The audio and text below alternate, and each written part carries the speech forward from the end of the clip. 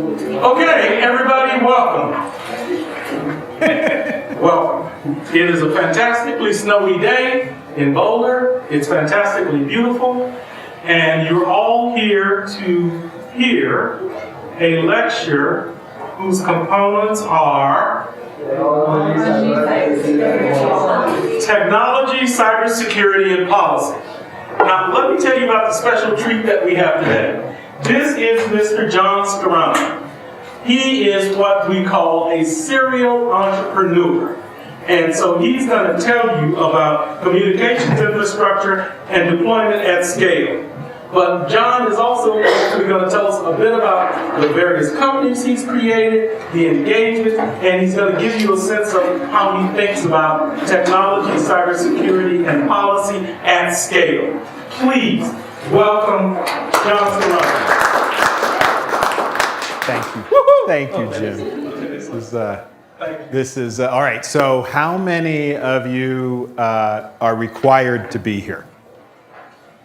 Okay. And how many of you want to be here? Okay. Well, you're all enlisted as salespeople now. Forget about your technical backgrounds. If you make up that kind of a story that you want to be here, this is great. Thank you for coming. As Jim said, we'll dive right in. Jim will manage to a 5 o'clock end time and go on it. I have time. Okay, thank you. And we've got 1, 2. How many folks are in the class right now? Just so I know how many. Roughly on the order of 5, 6, in the class presently. We have a handful of first years in the class right now, Jim. Correct. So I just want to make sure I know I'm speaking redundantly in part to a few people. Okay. All right. Well, we'll kick off with some introductions, as Jim already has done a little bit on my part.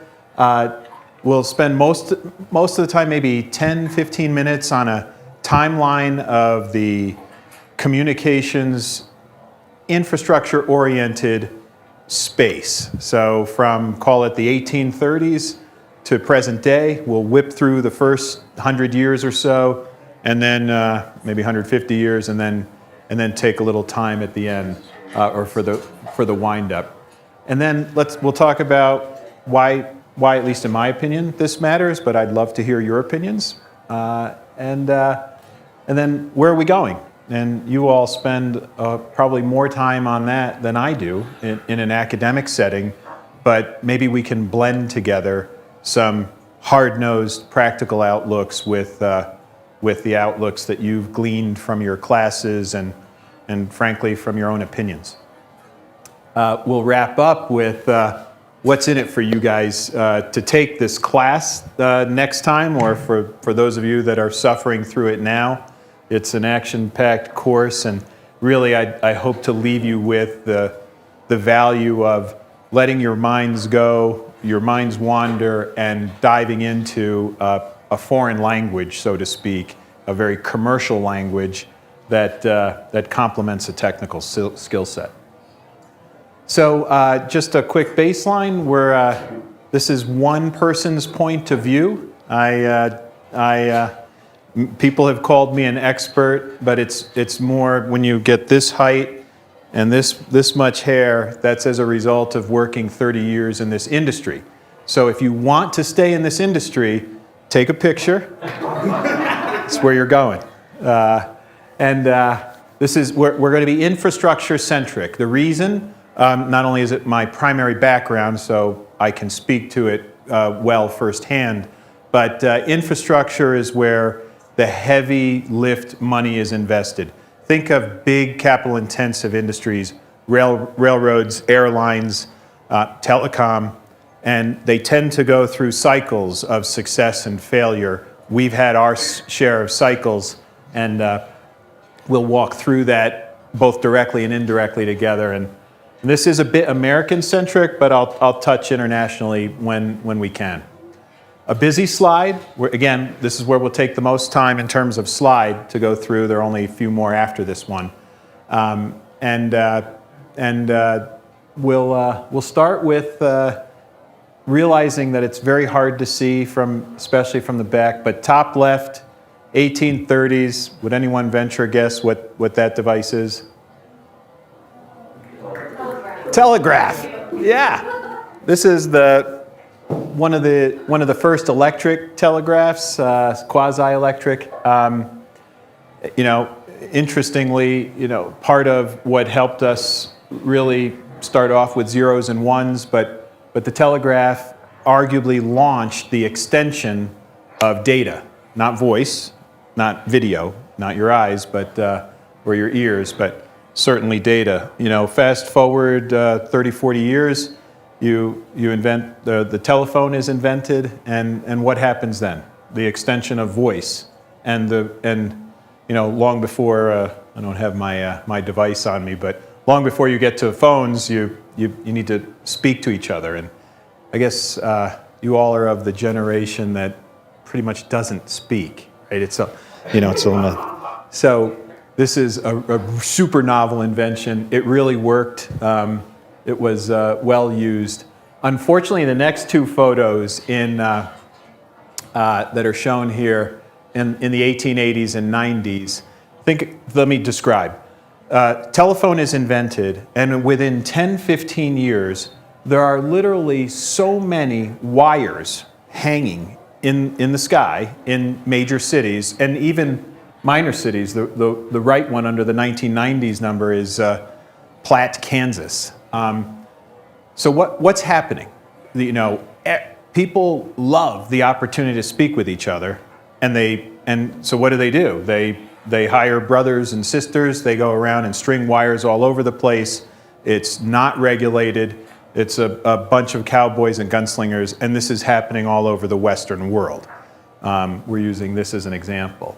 So, Alexander Graham Bell, a Scotsman, in America, invented the phone and created what became AT&T and what at the time was American Telephone and Telegraph. And quickly, as this gunslinging happened across at least this country, the federal government said, isn't the opportunity to communicate with each other at distance more of a right than a privilege? And so how do we make it a right? How do we make open access for all in a reasonably cost-effective and cost-efficient way from a consumer standpoint? Answer: people in the cities subsidize those that live in the outlands. Because if you live on a farm 20 miles away from the city, why should you pay hundreds of dollars at the time, which is equivalent to many thousands, to have access that if you live in an apartment building in New York, would obviously cost a lot less, all things being equal. So basically AT&T was formalized as a monopoly in the 1910s-ish. All of that was solidified, meaning, the formal monopoly, the extension of communications, voice, radio frequency, data was all assembled in the 1934 Telecom Act, which again was mirrored across the planet and signed into law by Franklin Roosevelt in his first term. So that's 1934 shown there. The fellow to the right, I bet you're going to say he's either me in a few years or my father. I would respect that. Does anyone know by chance who that might be? Think of World War II, British. The person who really led the charge to transfer Britain's accumulated intellectual property. They are immersed in a god-awful war, and they're trying to bring America into it to help. America wants nothing to do with a war, another war. And so this fellow, isn't ringing a bell? Think of Lizard, Sir Henry Tizard. Sir Henry was a brilliant scientist and also a great communicator, and decided that if we could bring the the might of America at the time on a relative basis to an island of Brits to bear on huge infrastructure, industrialism. So bring American industry into the UK. In exchange, two things happen. While America gets all of the top-level secrets that Britain had invented at the time, including the atomic bomb concept, a number of radar technologies, telecommunications technologies, you also would, perhaps in exchange, draw them into supporting England in the war. That didn't happen until later, of course, but the concept of worldwide communications being so much easier, and in this specific example, this brilliant individual sharing intellectual property in exchange for, production rights, kind of crystallizes the value of voice-enabled communications. The fellow on 1970s, does anyone recognize that photo? Think of FTD. That's one of the first, it's like 1-800-Flowers. So, it was literally, or Airphone, the very first airplane installed on phones, all before your time. Okay. Think Jack Gokin. So a crazy entrepreneur, started MCI, founded MCI, ended up giving it up after 5 years and moving on and founding FTD and other things. But this is when the first time, and this is going to repeat many times as we move into post-deregulated world, Jack was, Jim introduced me as an entrepreneur, forget it. This fellow was maniacal. So he decided that AT&T was a ridiculous monopoly at the time. There had been many antitrust lawsuits started by many against AT&T, all unsuccessful. And he said, this is just nuts. Why should there be a single provider of communication services? And MCI, Microwave Communications, Inc., later acquired by WorldCom, which went bankrupt, and the builder there went to jail. Back to how our industry has evolved. By this fellow really focusing on breaking up AT&T, together with other bad things that AT&T did, the fellow at the bottom left, JHG, does that face ring a bell with anyone? So think of how dysfunctional our American federal politics is right now. Like you read anything, even if it's well articulated, it just feels like hyper dysfunction. Well, it wasn't really different back then. So in 1984, when also the title of George Orwell's novel, has anyone read 1984? All right, well, okay, great. Well, you get the whole dystopian thing. That gets back to this industry. And Judge Harold Greene, a district court federal judge, was assigned this task to decide whether AT&T should be broken into many parts. And his decision was formalized as what ended up being called the MFJ, the Modified Final Judgment. Ended up creating 7 mini-monopolies and AT&T as an inter-carrier, a long-distance provider. So now think of 7 regional Bell operating companies that are responsible for local communications, access to the home dial tone, long before the internet, long before there's data in earnest. So one company, 70% of it gets divested, and they become the 7 Bell operating companies. There's a little picture of a little cheese thing, Baby Bell here. All right. The concept of universal service was created, which we'll talk about a little later if you'd like. So this is a seminal event. This is basically the break point, and you'll see the way this is titled, pre-Judge Harold Greene and post-Judge Harold Greene. think of it this way. The rest of our discussion today is all about what leads up to where we are today. So you have the federal government in the states that says, just to recap, that says communications is a right, not a privilege. All right. That the infrastructure, the whole concept of the funding for AT&T and the remuneration to AT&T is regulated. It's controlled. Even though AT&T is a publicly traded company, and we can all buy stock in it back then, they were limited on how much, how much they could earn, and it was a direct function of how much they invested. So they were actually encouraged to invest more, build a resilient infrastructure. Then they're broken up by a judge because our federal government is so wacky even back then, it can't make decisions like this, so it leaves it to the courts.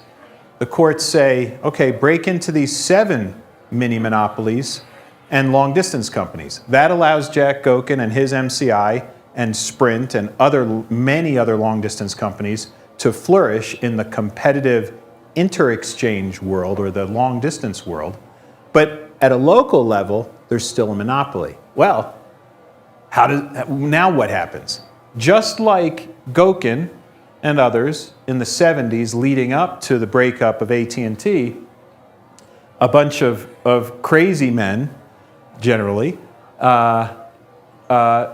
were investing as fiber optics is now invented and invented in the 70s, really proliferates in the 80s and especially in the 90s. And of course, this little thing, invented by, ARPANET becomes a little popular. The marriage of ARPANET's technology and TCP/IP is really why we're all here, right? And this company called MFS Communications comes along. And so where Jack Gokin was to what happened to AT&T, MFS was to the 7 regional Bell operating companies. Why should there be a local monopoly? We already decided at the federal level there shouldn't be a long distance monopoly, so let's break up the Bells. That's what happened in 1996. Okay, so in 96, President Clinton signed the next major telecom act overhaul, the Communications Act of 1996. And the gentlemen shown below are representative of many who invested or caused to be invested, initially billions, then tens, and then hundreds of billions into building networks across this country and the Western planet and Asia. So the people shown are John Kluge, Jim Crow, who represented Walter Scott, Phil Anschutz. Any of these names ring a bell? Yeah. Okay. Sure, yeah. Yeah, he's a local. The point being that you have this constant imbalance where government is saying people have a right and individual entrepreneurs are saying, well, gosh darn it, we've got to spend billions of dollars to make this thing work. So how do we do that but not have the risk of loss if we've invested the billions? So those waves keep going through, and then of course what happens is you have all this investment in the 90s and the early 2000s. Does anyone recognize this face? Yeah, who said that? Yeah, there's Mr. Greenspan. So the Fed chairman at the time, chairman of the Federal Exchange, said he coined the term irrational exuberance. So a whole bunch of crazy people like me, I was spending literally billions at the time of other people's money. I didn't have what these gentlemen have, but I spent all their money building networks. Jim mentioned I was the 8th employee at Level 3 accountable for building out all of their core networks, local and long distance. And then promptly after building those networks, and this is just one example, the audit committee came to me and said, well, this is a wonderful network you've built. Thank you. Because it is unsellable for the long foreseeable future in our judgment, independent of yours, we're going to write a huge portion of the value down, which is a term of accounting And all that means is, imagine if you had invested in Level 3's network, your money. And the day after I spend it on your behalf very well, very efficiently, an auditor comes and says, hey, just wanted to let you know, Eric, that $10 you invested in us, let's just call it 6, and I'm sorry. And that's it, and it just gets written down. So this happened over and over and over. And it created what we like to call in telecom, if you've ever heard of nuclear winter. That literally was a term that we still use all the time now in jest because the wounds are healed. But the nuclear winter was this irrational exuberance. Government creates this opportunity. Let's blow away the baby bells. They're no longer a monopoly. Let's go invest and overbuild them. And then we overinvested. So now let's make this more of a dialogue together and talk about what's happened in the last 10 years, say, and certainly in the future. So what's in the last 10 years and for the foreseeable future, has anyone worked at a company that has been acquired by another? Has anyone gone through that process? Yeah, it's usually isn't that fun. Sometimes it's great fun, but it usually isn't. And let's make AT&T the one example. So AT&T, as I mentioned, broken up by a judge in 1984 formally. It was really started in 82, finished in 84. Broke into 7 independent monopolies, and then AT&T, so the eighth entity. Excuse me. And fast forward about 10 years, maybe 15, AT&T has reconstituted, purchased, or acquired 4 of those entities that it was divested of, right? Pac Bell, SBC, Bell South, and the other one. Quest, which was previously US West, is now CenturyLink, so that's 5. And then NYNEX and Bell Atlantic, 2 of the others, are now Verizon. So the one that became 8, AT&T, that became 7 plus 1, 8, is now 3. And it keeps happening. At Zayo, that Jim mentioned, I co-founded together with Dan Caruso. When the way the company was founded was the following. Dan had a double hip replacement surgery at the same time, and as he was convalescing, he had nothing to do but get on the internet and find out what our next job was going to be. So he found, we're both 15, 20-year people in the industry, and he identified through internet searches about 40 entities that were infrastructure-oriented that we had no idea who they were, what they were. We just all these names, fiber this and fiber that. And he said, why don't we just go buy a bunch of them, raise a bunch of money, buy a bunch of them, put them together, and show that we can operate something at scale. And I said, well, that sounds great. Let's go do that. Wait, stop. Yeah, go ahead, Jim. That sounds great. That sounds insane. Since you've asked, so Dan and I spent 6 months on the road in Silicon Valley, Chicago, and mostly in New York, pitching our concept, our 13 pages of PowerPoint and a simple model behind it, to various private equity investors. And our concept was, well, maybe we could buy 5 to 10 of these entities for, call it, 10 to 20 million each, put them together. So what we wanted was to raise about 250 million and then, actually make it happen. And everyone except 2 of the 12 that we spent days with over and over said, you're insane. You're absolutely nuts. This was in 2006. Yeah. Were these all locally in one area? Oh, great question. I'm sorry for not saying it. So these were all domestic U.S., lower 48 states. We had separate lists for Europe, but... Were they wired together? No.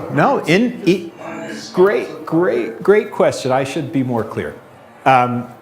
Question is, what did they have to do with each other? And they were each islands. And because, and there is this, Jim mentioned it, the simple concept of scale, which is what we spend, for the few people that are in here, we spend a whole lot of time discussing in the class, is really what it's all about with capital-intensive businesses. That's why railroads and airlines just have to get big, because so much money is invested. There's not enough money after you pay your banks back and your investors back to pay your employees. So you only can have a relative few employees. So what happens with these little telecom or communications infrastructure islands that we were buying that were in all 4 time zones, they were subscale, and they had enough people, enough expenses, including paying their people, which, by the way, a number of people in our class don't seem to want to get paid, and so they haven't paid themselves. They've artificially inflated their earnings, Jim, and we're going through the process of maybe you need to get paid, but pay $1. But there you have this dynamic where you're at a point where you're too small and your expenses are too high that you can't get ahead of adding additional services, building additional network, building additional layers of services to support the next wave of customers. You just don't have enough money. However, there is a tipping point you reach, which we had calculated from early on, that if we had about 250, maybe it's 300, maybe it's 200, but call 250 million of revenue, and an earnings level of about 40% of that total. So the rest of that money went to expenses to pay for people and capabilities. The rest of that money that came down after earnings could be invested in capital, and we could really supercharge the growth. But we had to have enough money, investment, to get us over that hurdle that we had decided was the critical mass minimum. And these are all top-level private equity investors. 10 of them said, "You're absolutely insane." And the 2 that said we weren't insane, we actually created a little bit of a bidding war and got them to pay us more. And so they said, "Well, would you take this much?" And we said, "Well, how about, could you give us more in the way of equity if we took less salary?" So we ended up doing what many of our students have done in this class, taking no salary, but we got a good equity amount. But we created an aligned set of incentives where, as leadership, we could do things like create bonus programs, even create equity plans where we were detached. We weren't fox watching henhouse. We were supportive of our teams in a way that I hope was constructive. The hard part, just as another anecdote, was always in the first 4 years, we acquired 16 entities. And one was so different than the next. And we had a huge lesson learned that when you acquire entities and you choose to centralize, as opposed to leave the entities as islands and then support them, if instead you bring them into the fold and you consolidate, what happens is you tend to lose the hearts and minds of the leadership, because they were going this way, and we want to go that way. And so you get to a point of there aren't enough hours in the day to convince these people that want to go this way, that we got to go that way. And so you just say, okay, we're done. But what happened was that we didn't expect, and became a huge lesson learned and has changed how I do business, was the people that worked for them were very capable, were very upset that their bosses, the leaders, were gone. And now these new leaders are 2 time zones away, and they're saying things like, hey, I don't know what your problems are, just get it done. But those aren't, they need support, not get it done. So we talk in our class a lot about the self-sufficiency that you need. It's not just about problem solving. It's about making your boss's life better, easier, more effective, even if she doesn't know what the hell she's doing. So if you know what the hell you're doing, then why not help her? Help her be a better boss. Not only is she deeply appreciative, but the whole organization operates better. So a huge lesson learned, and I appreciate you guys calling me out on it. So let's talk about the future as we flip through here. Okay, This is not a proper flag. This is a consolidation of many flags. But I've already touched on it, but I'd love to hear from anyone here, why did I just bore you for 20 minutes? You know, why does this matter? You know, why take the time for our future leaders that I hope I'm speaking with today to go through the process, to just take a little time and understand the history, these cyclical events. You know, go ahead, Gary. It does repeat it. All right. So you hit it on the head. All right, A. Well, you're not taking the class, so forget it. What did he say, please? I'm sorry, Jim. He said history does repeat itself. So if we learn from the past, maybe we'll have some insight into the future. And that's kind of the big one. The reason I show all the flags, another item, and you're going to have to still come up with a few more, class, or a couple more. And again, I've touched on it, but governments are powerful, and they should be. I mean, who among us individually, or even if we are let's say we're all leaders of the local county or town, how can we in this global world, with the opportunity to communicate so broadly, so quickly, so efficiently today, the way networks are everywhere, how can we really have an individual impact on change unless we are jacked into the policymakers? And therefore, by us understanding and embracing policy, then we actually can make a huge impact. But we can't do it alone, but we can do it by influencing our governments. And the governments need leadership. I mean, I personally have I suspect many of you do too. Like, the whole concept of lobbyists is an evil term, right? It depends what side of the fence you're on, but you say, geez, why do you have lobbyists? Lobbyists are only in it for themselves. They're not in it for the real policy making. I would argue that's just not true in all cases. In some cases, of course, it's true. But in many cases, by leaning on industry and getting their input, policymakers at the federal level especially can really end up with very good policy. But that's for us. So if we understand where they're coming from and we understand our business cold, then we can probably have a great impact on them as they're building policy. We can ask another question on this front, but let's go to this one. Okay, so this is a fun one.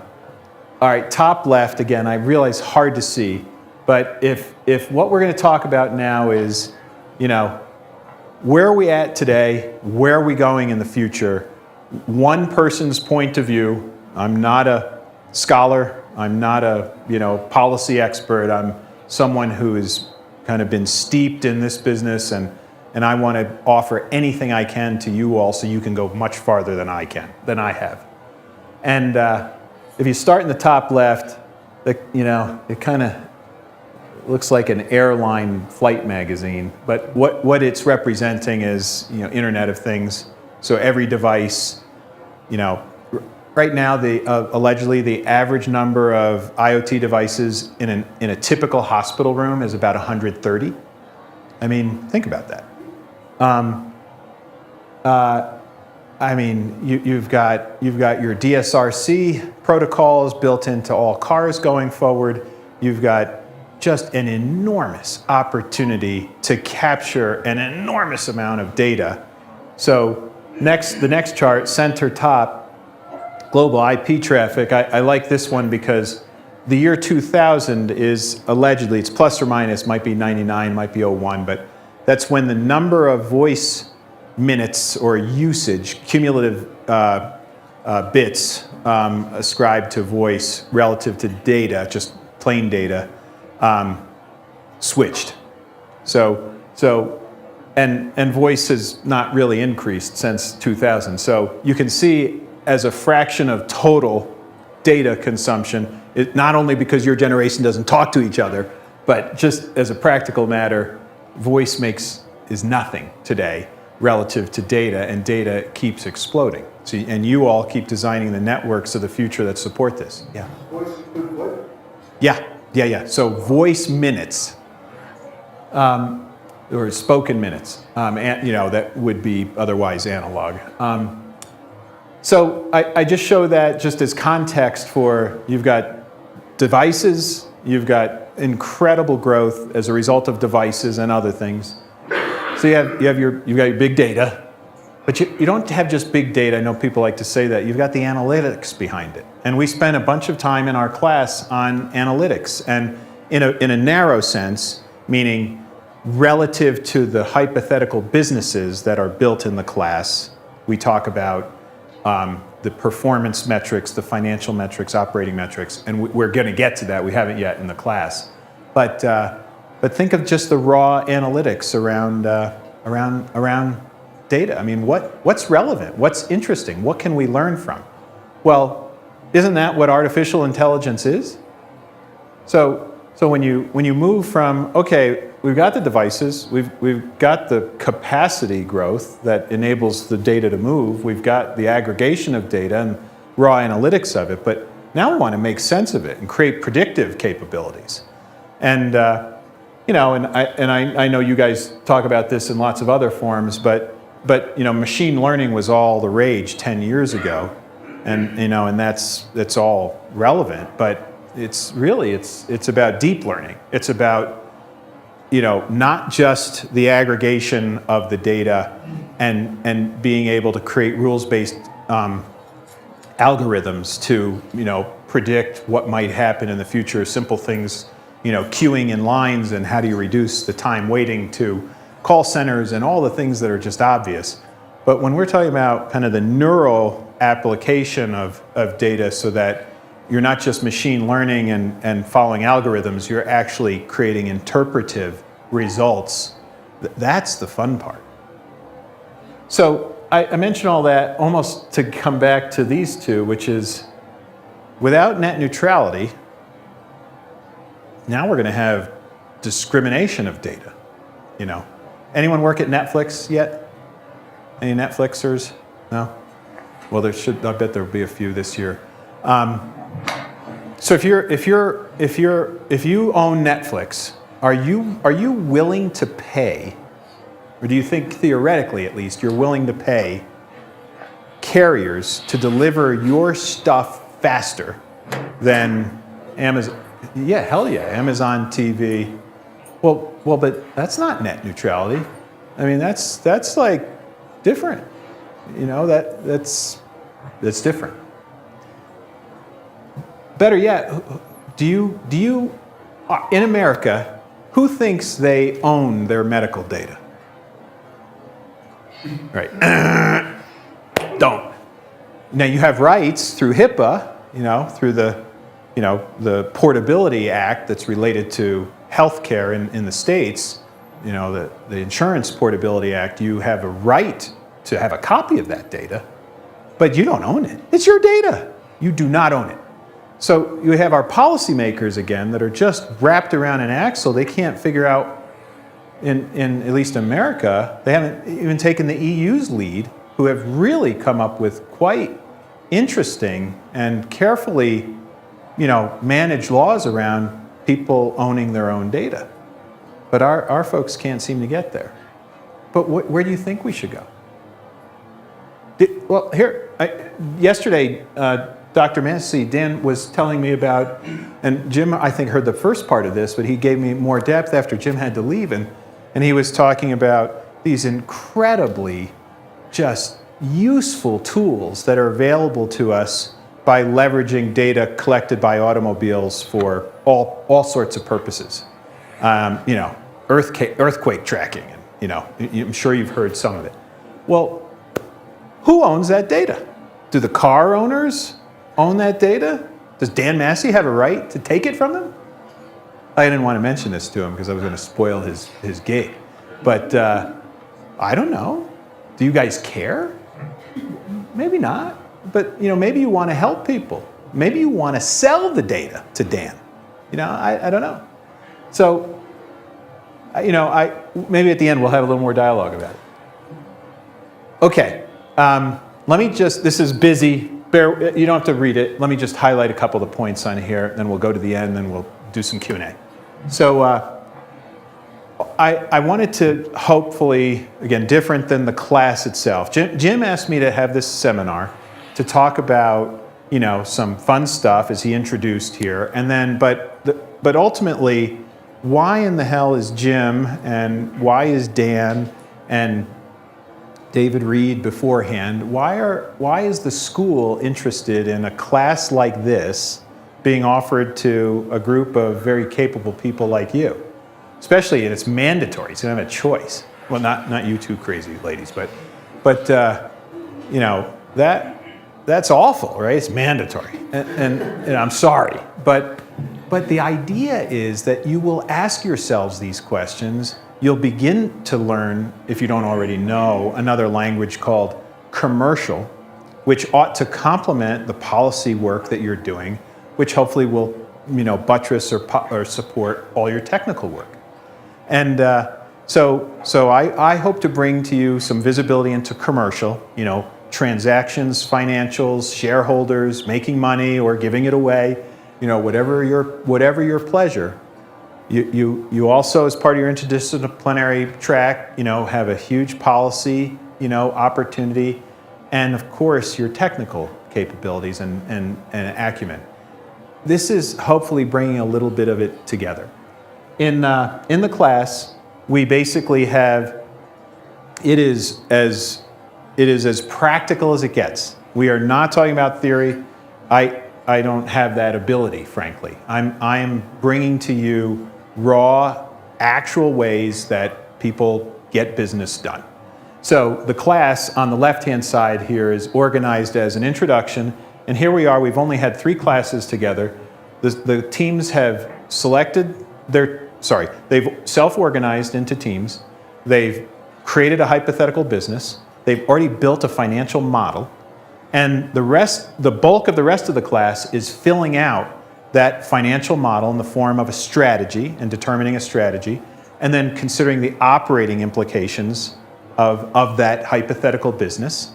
And then at the end, we tackle a case study together, which is separate from the businesses that each of the teams have built, but it's an opportunity to roll it all together in one go.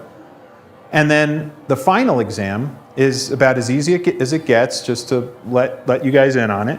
It's basically in writing a 4 or 5 page aggregation of all that you've done in the class to date as a team, and then the team presents for about 3 minutes, and that's the final exam. But along the way, you've presented many times in class. You've gotten the feel for, you know, how to consider scale, how to push yourselves as a team, how to rate your team members. We do a personality, a young personality test together. Well, actually, you do it individually, but we talk through the results. You know, who am I most compatible working with? Who am I not compatible working with, and how do I reach them on their strengths? And, you know, ignore the things that irritate me and embrace what they do well. And maybe if I'm sensitive, you know, to them, they'll in the inverse be sensitive to me. On the right-hand side, it's all about what are our goals. And I will argue that this will be the only class that will stake out goals like these. First and foremost goal, would you recommend this class to a friend?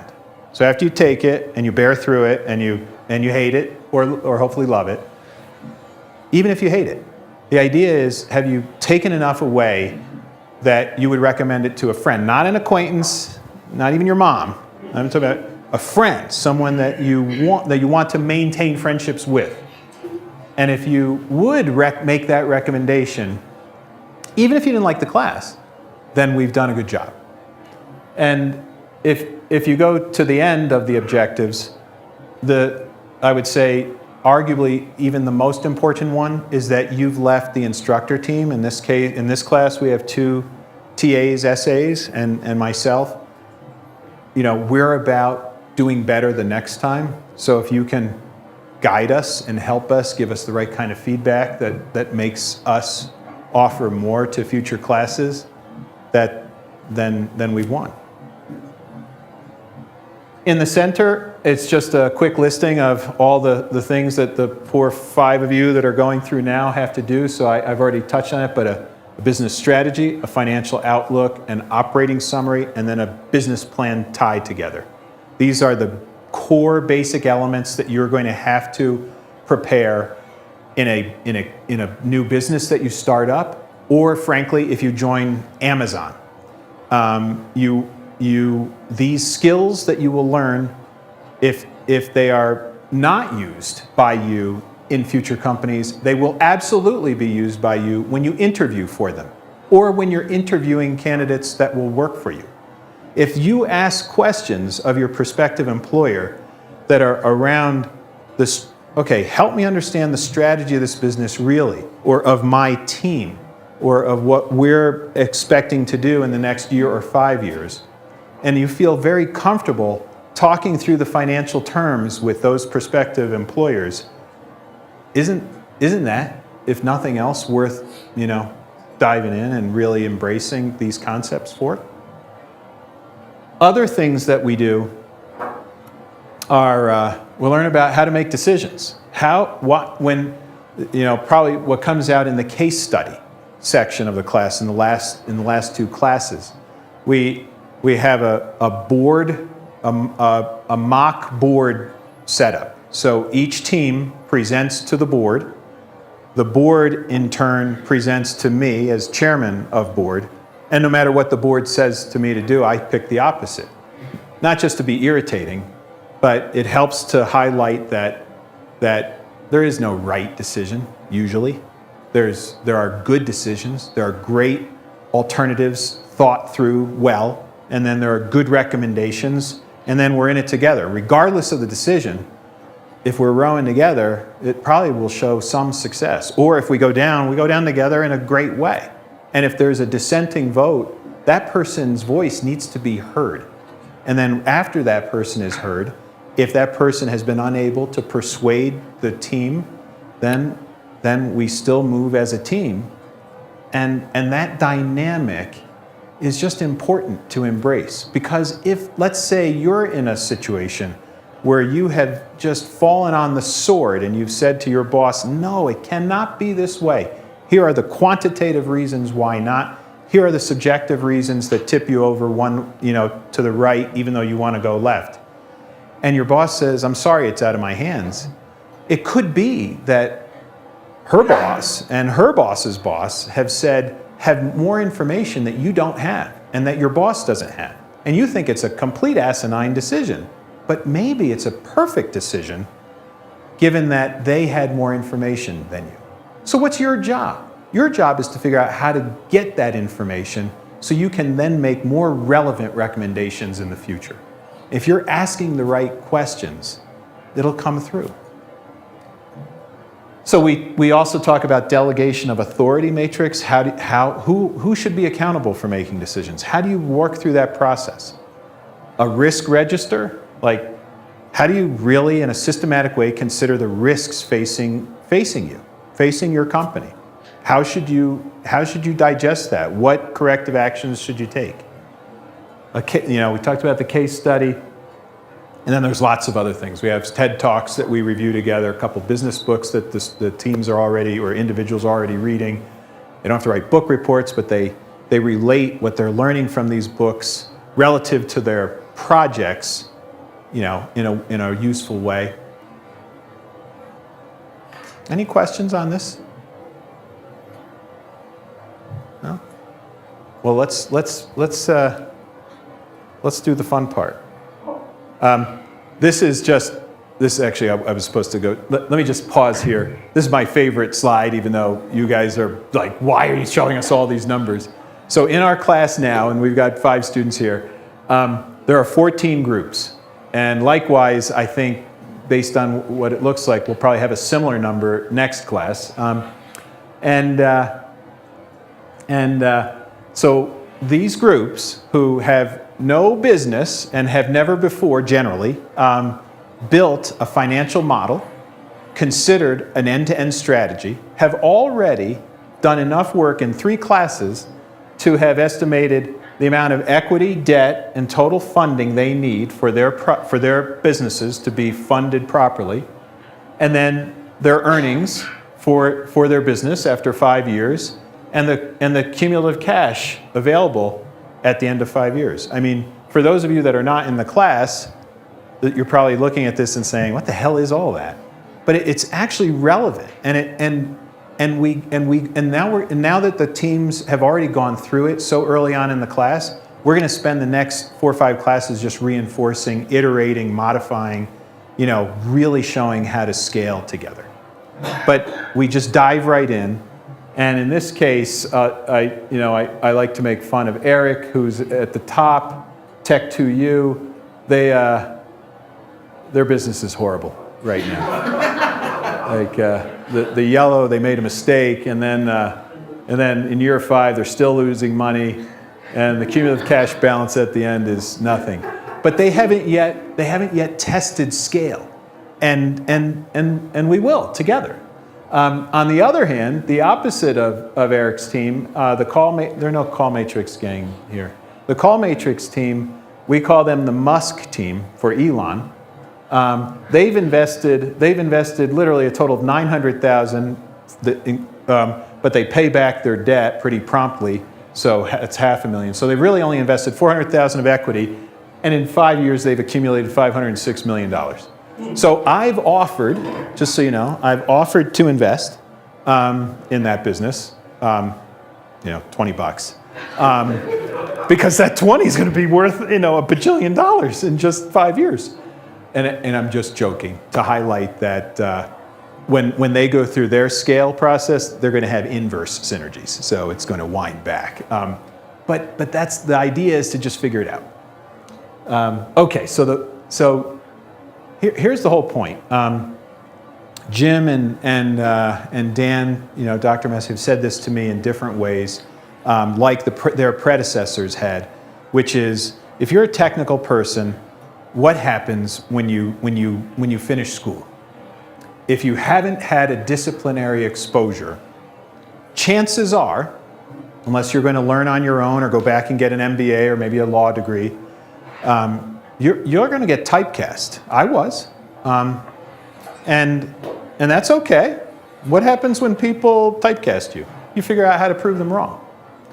And if what we're doing is together now in graduate school addressing how to not be typecast, how to help the business leaders that are hiring you, and frankly the ones that you're going to be hiring in the future, how do you create a more well-rounded perception of yourself? Well, you're going to learn and digest policy, you're going to learn and digest commercials, and just guess what?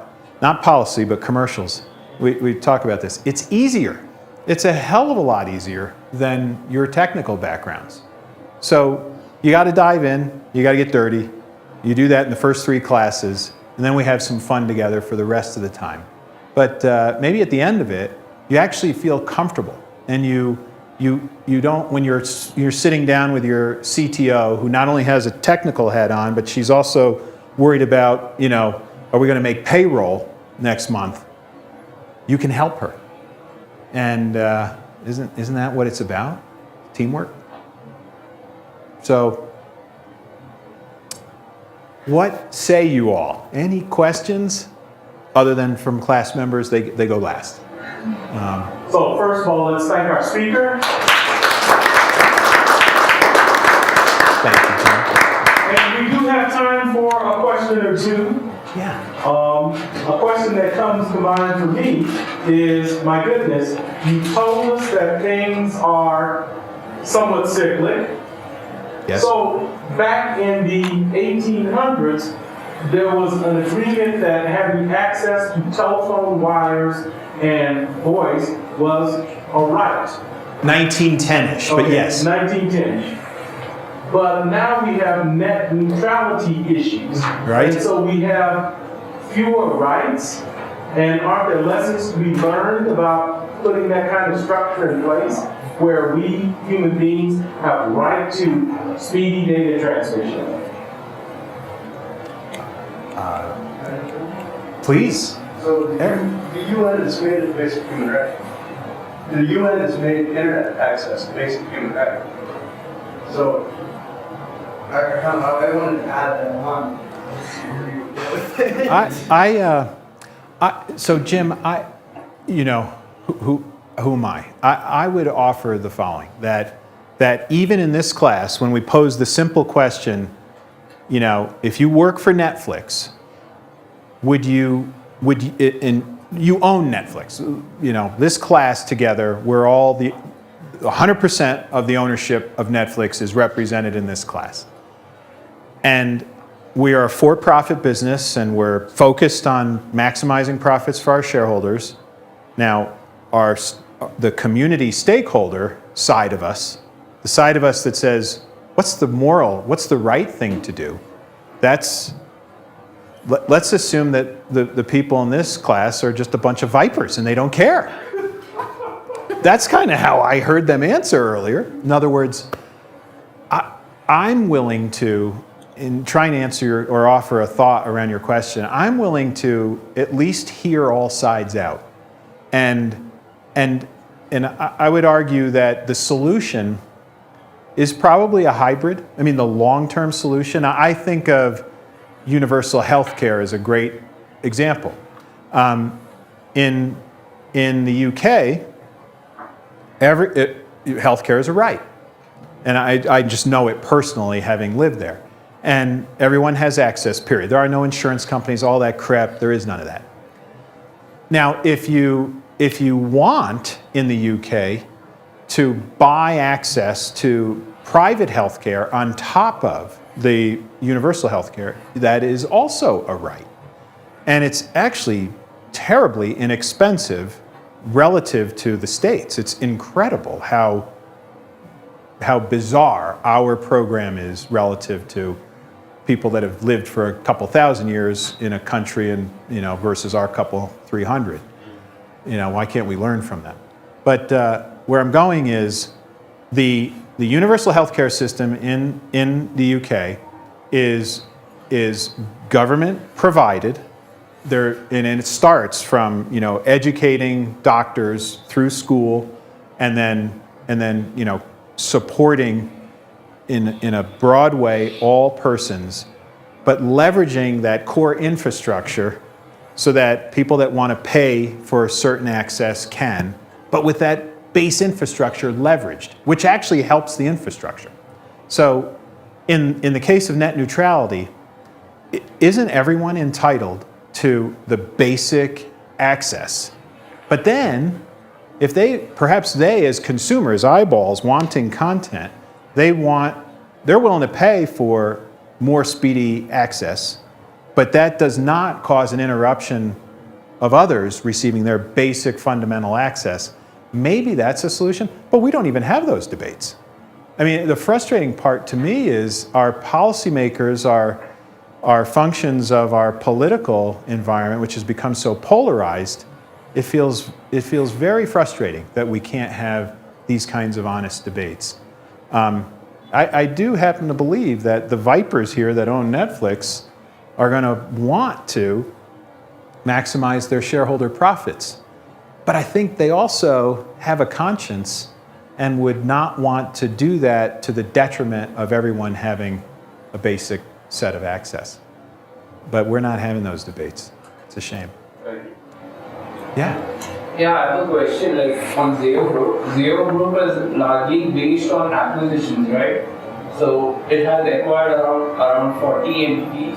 So do you acquire these companies which are suffering from bankruptcy or are going into liquidation, or how do you convince them? Yeah, so Zayo, almost 50 acquisitions now,